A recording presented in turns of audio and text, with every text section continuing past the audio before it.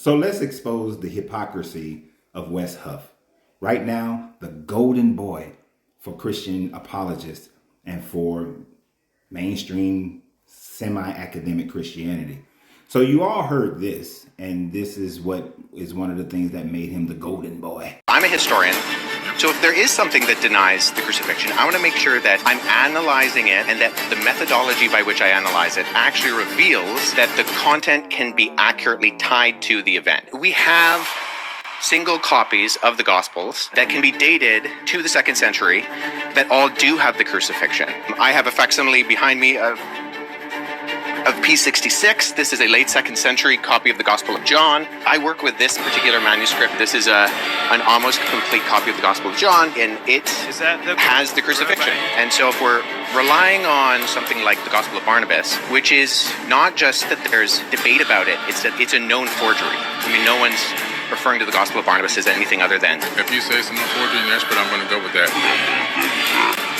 So one thing before I get into the hypocrisy of Wes Huff and demonstrate how he is hypocritical in utilizing the same concept that Billy Carson, to whom I've told you guys months and months and years ago, that I am only 50-50 on Billy Carson anyway.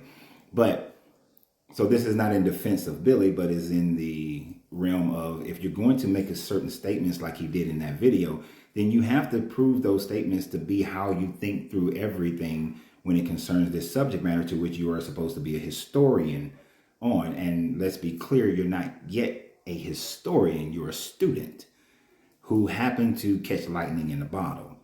But the thing is, you said that we have 2nd century full copies. No, you don't.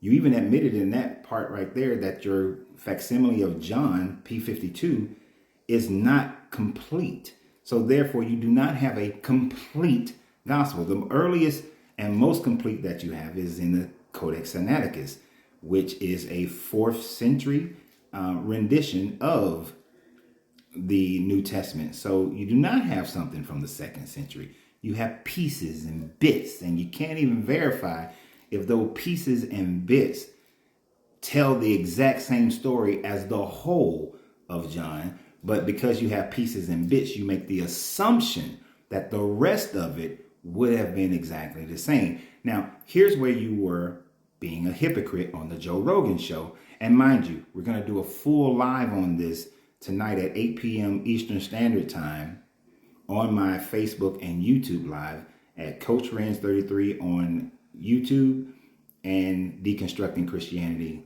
on Facebook. So they got crucified upside down. Peter. Why? Was it because like regular crucifixion wasn't good enough for him? Or what was it? He didn't deserve it because Christ had gone through it? Well, so the story is that they say, we're going to crucify you. And he says, it's like too big of an honor to die like my Lord. And what do we have here?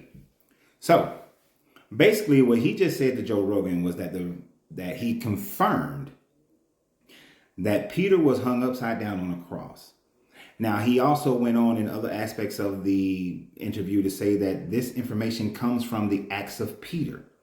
But he also says that the Acts of Peter are not canon, and so they're not a reliable source. And one of the reasons why they're not a reliable source is because it was written in either the late 2nd century or early 3rd century, so it was much later and could not have been written by Peter, but just ascribed to being written by Peter, as many pseudographical things were done in that era, in that time frame. But the very same thing that he accused Billy Carson of doing by talking about the Gospel of Barnabas and how it was written in the 15th century, so it's not considered to be a legitimate document, the Acts of Peter were the exact same way in that they were written 100, 200 years after the so-called person Peter lived, and therefore they were also, and therefore is not legitimate. Also, the Acts of Peter has many of these fantastical things that are fictionalized of Peter performing magic tricks and making people fly up in the, people flying in the air and him making them crash down and dying.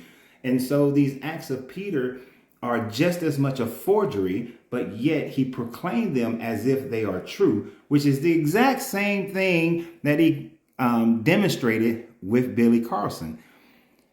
Wes Huff went from being an accurate historian to being a Christian apologist by reciting a tradition that the church has held for over a millennium as if it was true, based on a heretical document that even the church says is heretical and that all scholars say is not an actual authentic document. And that is why the Acts of Peter are not in your biblical canon, but he expressed it as if it was. So tonight, 8 p.m. Central Time frame. 8 p.m. Eastern time zone. Going live. There are many things in the Joe Rogan's interview with him that he went from being the golden boy historian to just being your basic run-of-the-mill Christian apologist who already comes into the argument believing that this stuff is true. And I'm going to demonstrate and expose exactly how this is not true on the live tonight. So please join me, and I look forward to it. So y'all have a great day, and always remember, you got to free yourself to be yourself, because your greatness is non-negotiable. Good journey, good vibrations.